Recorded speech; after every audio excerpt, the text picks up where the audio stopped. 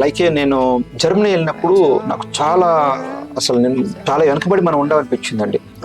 జర్మనీలో ఏంటంటే వాళ్ళు ప్రతి ఇంటికి సోలార్ ఉంటుందండి, ప్రతి హౌస్కి సోలార్ ఉంటుంది. మనం ఎందుకు ప్రతి ఇంటికి సోలార్ పెట్టుకోలేకపోతున్నాం అంటే డిపెండ్ అవ్వరు.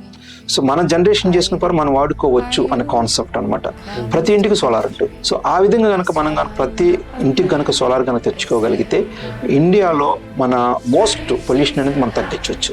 మోడీ గారి కాన్సెప్ట్ కూడా అదేనండి.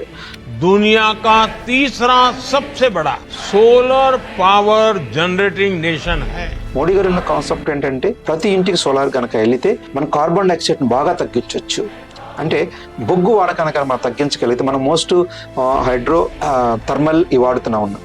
సో ఇప్పుడు వాటర్ లేకపోయినప్పుడు థర్మల్కి వచ్చేస్తున్నామండి. సో బొగ్గు వాడకం ఎక్కువ ఉంటుంది. సోలార్లోకి వెళ్తున్న వాళ్ళ వల్ల ఏమవుతుంటే ఆ బొగ్గు వాడకం మనం తగ్గించవచ్చు. దానివల్ల కార్బన్ డైఆక్సైడ్ మనం తగ్గించుకోవచ్చు ఇండియాలో.